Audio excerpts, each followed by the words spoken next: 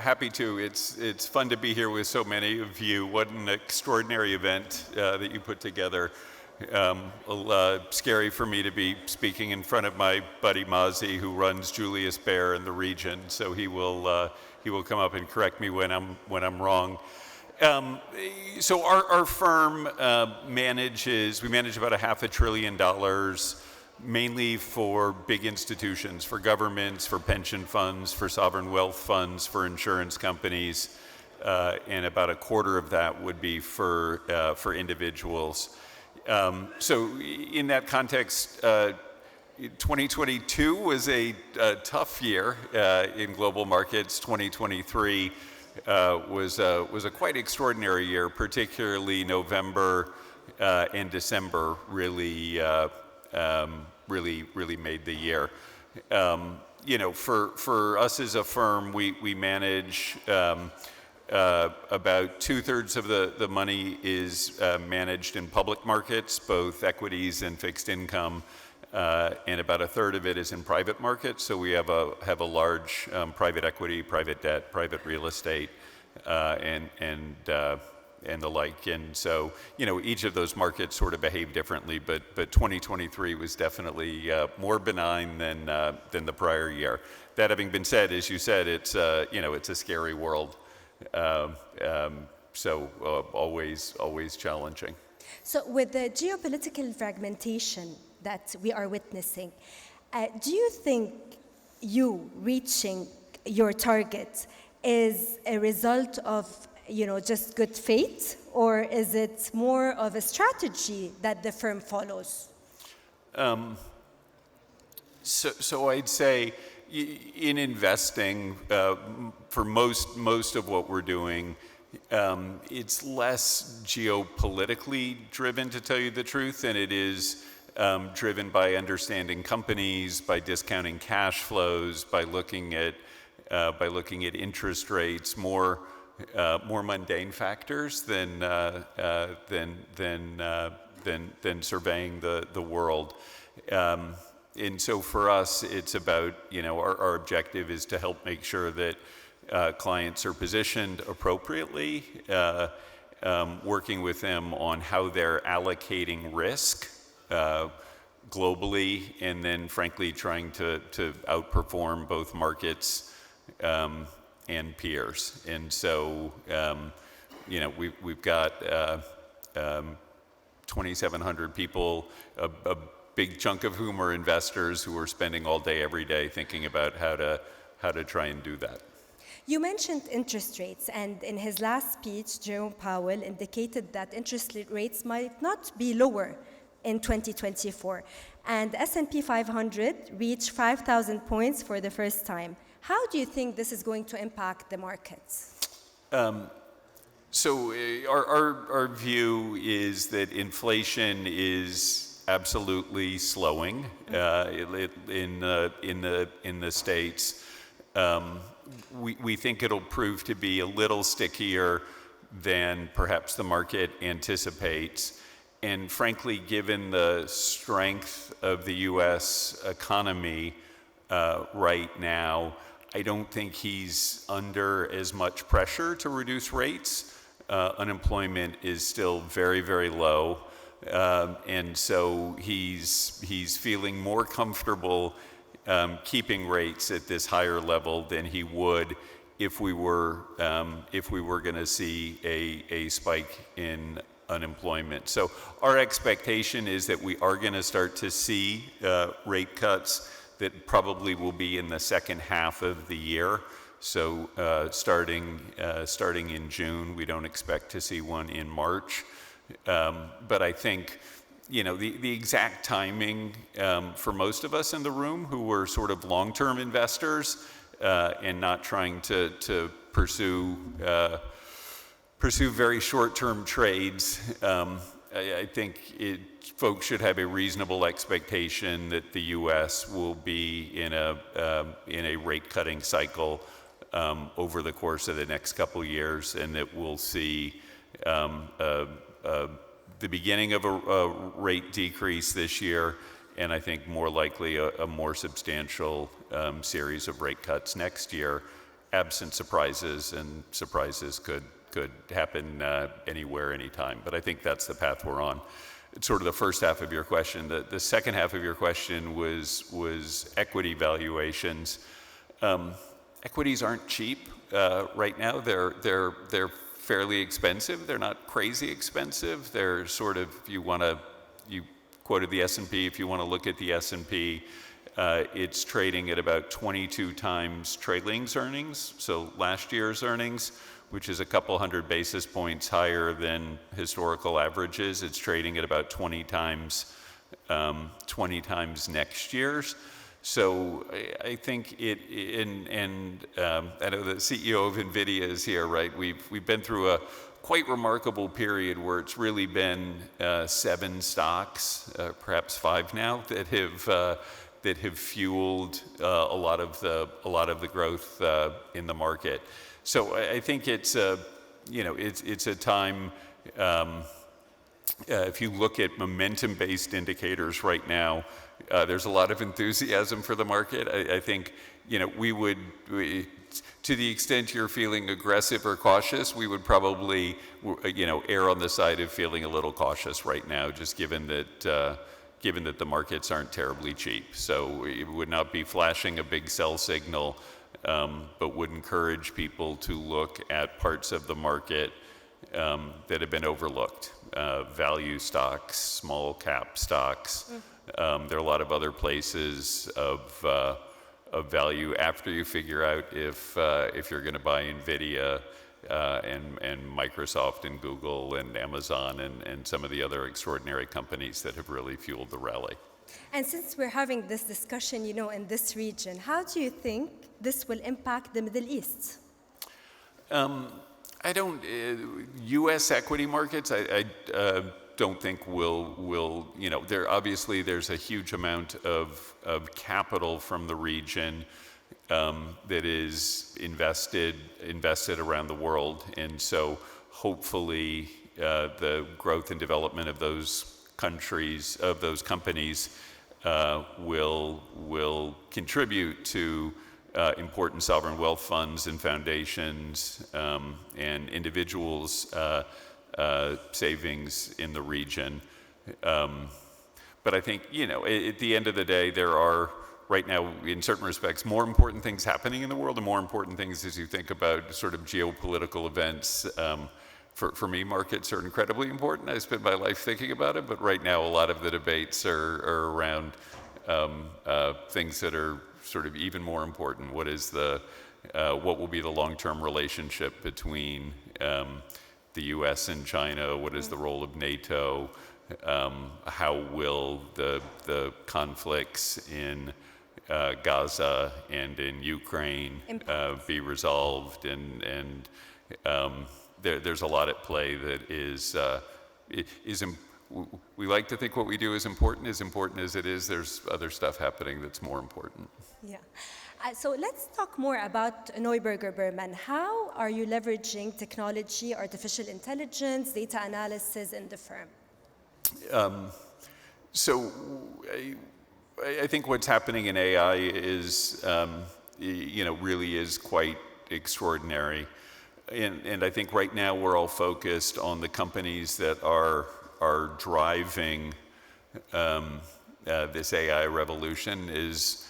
Frankly, if we were to think back to the late 90s, we were all focused on Cisco and the companies that were directly fueling the internet revolution, or companies that had .com in their name that were sort of the principal beneficiaries. But as we know, ultimately that really changed the world and changed how lots of companies operate. So for us, we're incredibly excited about the potential of AI. We have a big partnership with Microsoft. We have our own, in effect, chat function that enables us to protect our data, but begin to use it. I believe we're, in a simple way, going to get enormous productivity benefits. I'd like to think we're going to get sort of real margin expansion.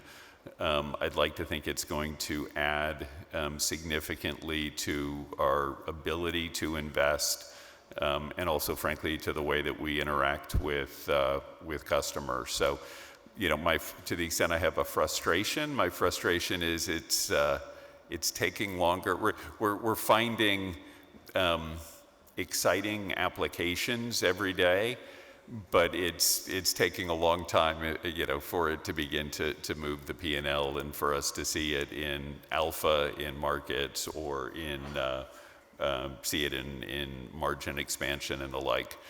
If you think, if you believe, and I do, that over time AI could contribute a couple hundred basis points to margin expansion, that would cause you to believe that some of the equity valuations that exist right now are not on the margin expensive, as I articulated earlier, but that there's good cause to be more optimistic. That a few hundred basis points of margin improvement for a lot of companies is a tremendous amount.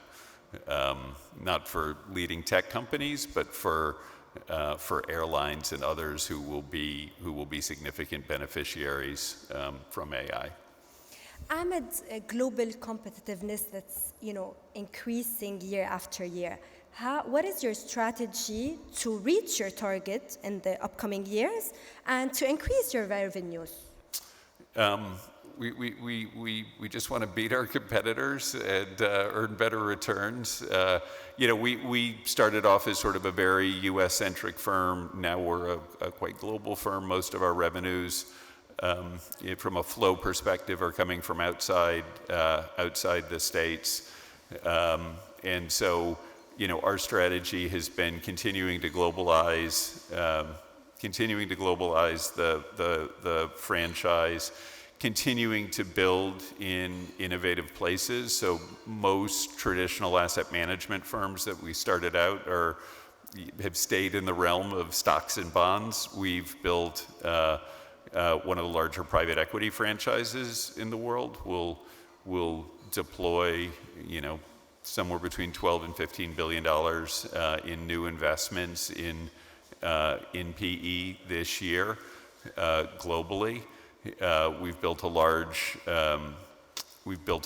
private debt business, which actually a whole series of private debt businesses, trying to take advantage of investors' need for yield on one hand, and frankly challenges that the banking system has had historically in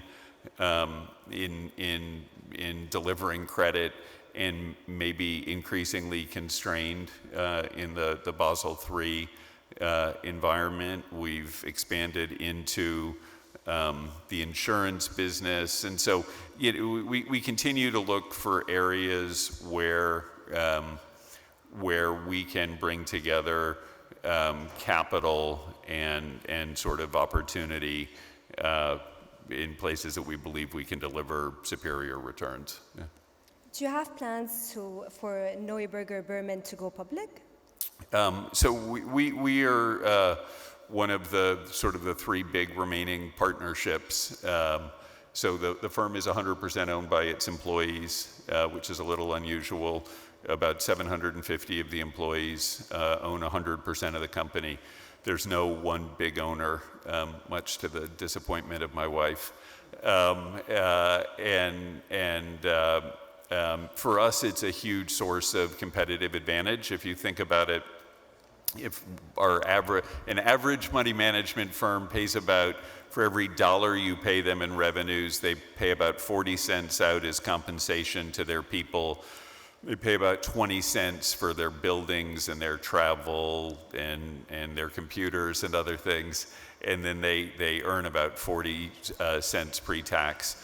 By virtue of being owned by the employees, we're able to give employees 80% of the client revenues, which for us means a couple things. One, it means we can attract and retain good people.